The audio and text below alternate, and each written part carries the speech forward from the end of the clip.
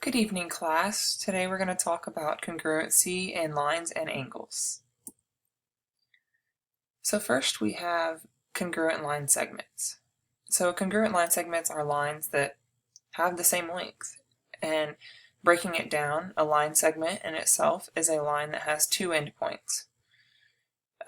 This line segment can be at any angle or orientation on the plane, and the line segments do not need to be parallel. So for this first picture here, these little tick marks on each side are showing that the line segments A, B, and BC are congruent. Looking at the parallelogram, the theorem down here, the proof down here, says line segment AB is congruent to line segment CD. So we have line segment AB here, and again we have our tick marks, is congruent to line segment CD. So there are two little tick marks on the left and right line segments because those are a different length, but they are also equal in itself. So AD is also congruent to BC. Looking at the Ferris wheel, we have the line segments for the Ferris wheel are all congruent line segments. They start at the center of the Ferris wheel and they branch out to the edge of the circle. But going all the way around, in order to make a perfect circle, all of the line segments must be equal. Next we have congruent angles. So these are angles that have the same measure. It could be in degrees or it could be in radians. The standard is degrees. They do not have to point in the same direction. They do not have to be on similar sized lines at all. And the opposite supplementary angles are congruent. So in this first example over here, the last bullet saying the opposite supplementary angles are congruent, it's showing this here.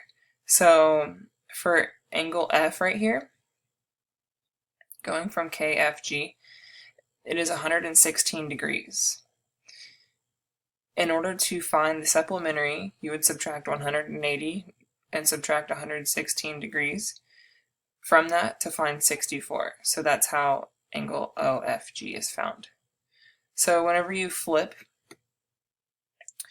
to the opposite side of an angle, if you have parallel lines, if you have, like for example, 116 will be right here, but so this means this angle of degrees is 64. So you just translate it to over here, this would be 64, this would be 116, again 64 and 116.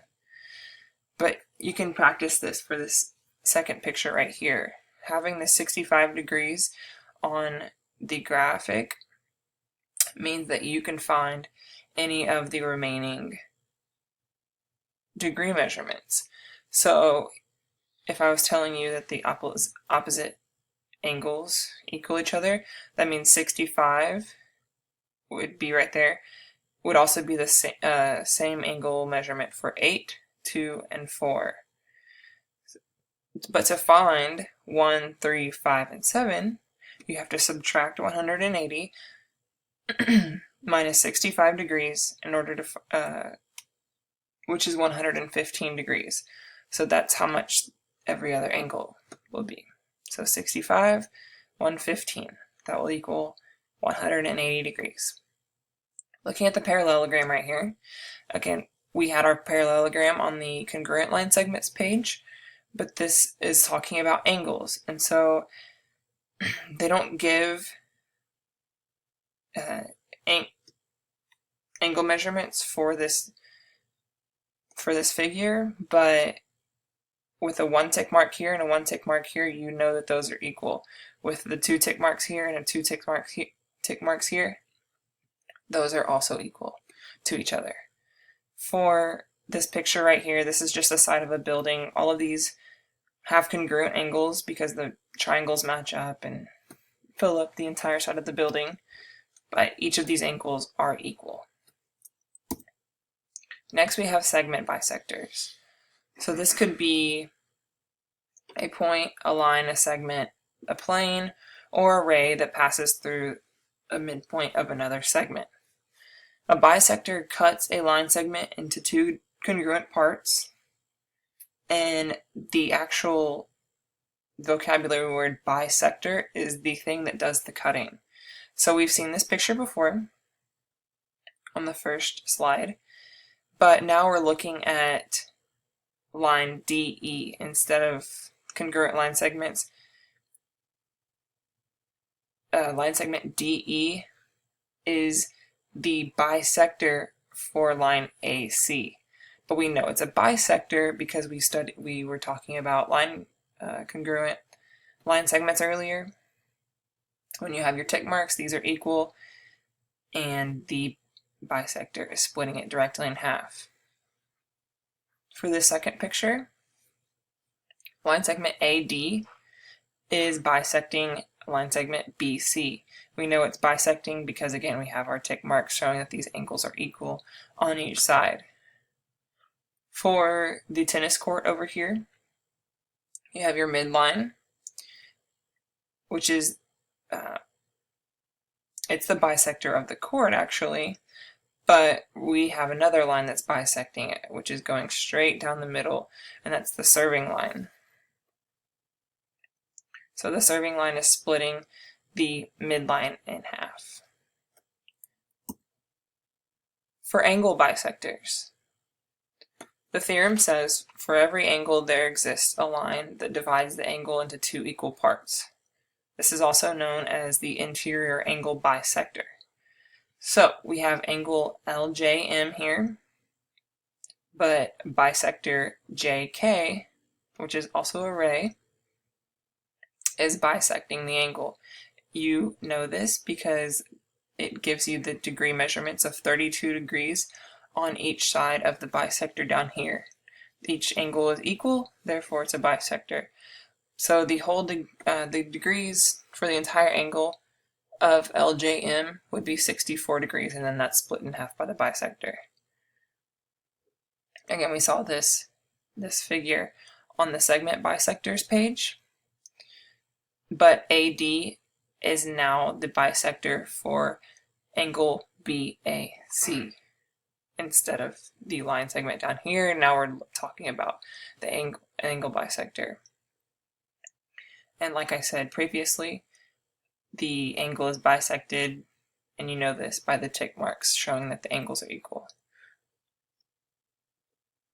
Looking at the angle of the wings on this airplane, the body of the plane actually bisects the wings.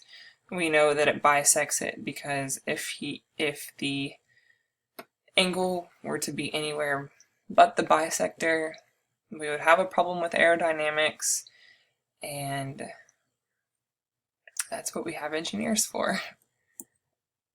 For perpendicular lines. Okay, these are lines that intersect at 90 degrees or a right angle.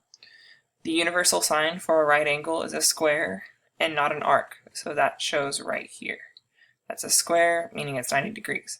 A 90 degree angle bisects a 180 degree angle.